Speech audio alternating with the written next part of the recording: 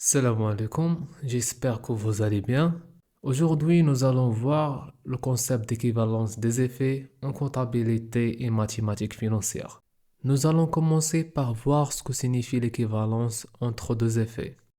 Deux effets sont dits équivalents à une certaine date si à cette date ils ont la même valeur. La date considérée est appelée date d'équivalence. La question ici est: quand ai-je besoin de changer les effets que j'ai?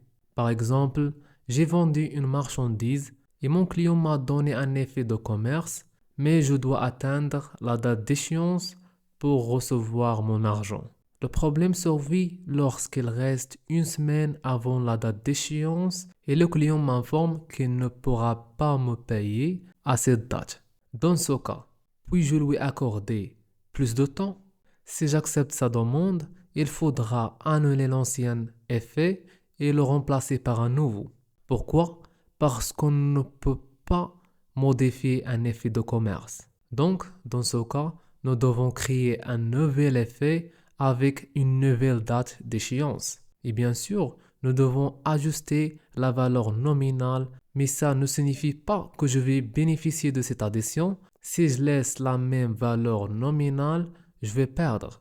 Nous allons mieux comprendre cela après l'application. Ici, nous avons une représentation des différentes dates. On a la date de l'effet 1, la date de nouvel effet et la date d'équivalence. L'effet 1 est équivalent à l'effet 2 s'ils ont la même valeur actuelle à une date d'équivalence. Passons à la formule. Comme je l'ai dit, les valeurs actuelles doivent être identiques à la date d'équivalence. On utilise la formule suivante pour calculer l'équivalence entre deux effets. Petit a signifie la valeur actuelle, v signifie la valeur nominale, t le taux et n la durée. Voyons maintenant un exemple d'application de cette formule.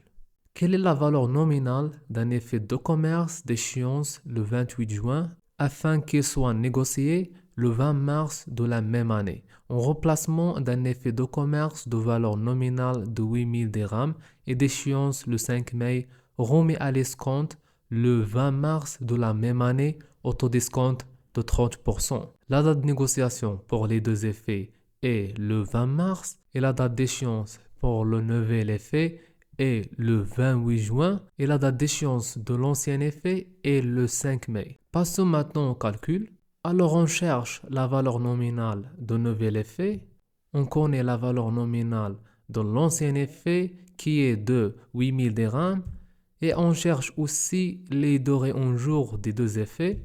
Et on a le taux de 30% pour les deux effets. Nous devons d'abord calculer les durées en jours pour les deux effets. Pour calculer N1, nous devons déterminer le nombre de jours entre la date de négociation et la date d'échéance. Comme on a vu, la date de négociation pour N1 est le 20 mars et la date d'échéance est le 28 juin. Ainsi, il y a les mois mars, avril, mai et juin. Mars a 31 jours, avril 30 jours, mai 31 jours et juin 30 jours. On va soustraire 20 jours de mars, ce qui donne 11 jours. Ensuite, on ajoute tous les jours d'avril et mai.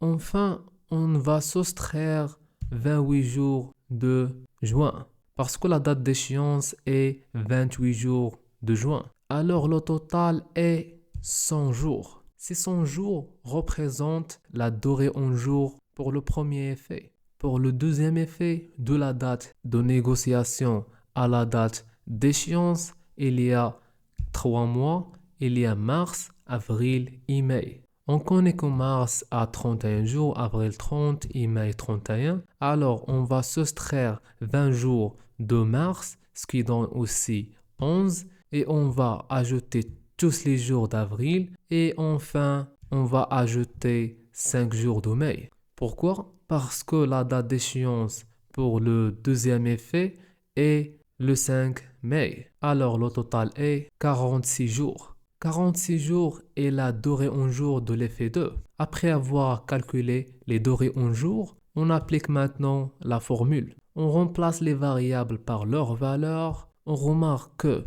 V1 apparaît deux fois, donc on va factoriser par V1. Et voilà, on calcule les deux parties. On commence par ce qui est entre parenthèses, ce qui donne 0,96 389 et la deuxième partie 7867,11. Alors pour calculer V1, on va diviser 7867,11 par 0,96 389, ce qui donne 8161,83. Alors V1 est égal à 8161,83. Si on remplace les variables par leur valeur, on va trouver que les deux effets ont la même valeur actuelle. Donc, l'équivalence des effets permet de comparer des valeurs financières à différentes dates en prenant en compte les intérêts et l'escompte. Nous avons vu la définition de l'équivalence entre deux effets, comment utiliser la formule et appliquer cela à un cas concret. Et salam alaikum.